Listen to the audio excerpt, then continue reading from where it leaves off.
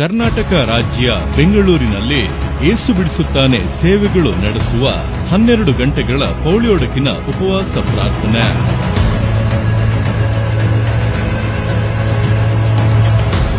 பேதுருவால எழுப்புதலை கொண்டு வர முடியவில்லை. பேதுருவிನಿಂದ ಉಜ್ಜೀವನವನ್ನು ಕೊಂಡು ಬರಲು ಆಗಲಿಲ್ಲ.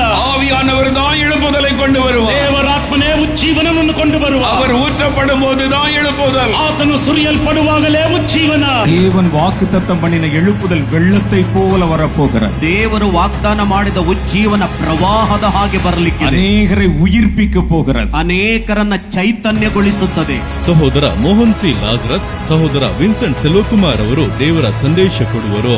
ದೇವ ಜನರೇ, ಕರ್ನಾಟಕ ರಾಜ್ಯದ ಆಶೀರ್ವಾದಕ್ಕಾಗಿ ಒಡಕಿನಲ್ಲಿ ನಿಂತು ಪ್ರಾರ್ಥಿಸಲು ಕೂಡಿ ಬನ್ನಿರಿ. ನವೆಂಬರ್ ತಿಂಗಳು 1ನೇ ತಾರೀಕು ಬೆಳಗ್ಗೆ 8:30 ರಾತ್ರಿ 8:30 ನಡೆಯುತ್ತದೆ. ಸ್ಥಳ palace ground, Tripuravasini gate, near Mekhri circle, Bengaluru. ಸಂಪರ್ಕಿಸಲು 9638144414 080354544545.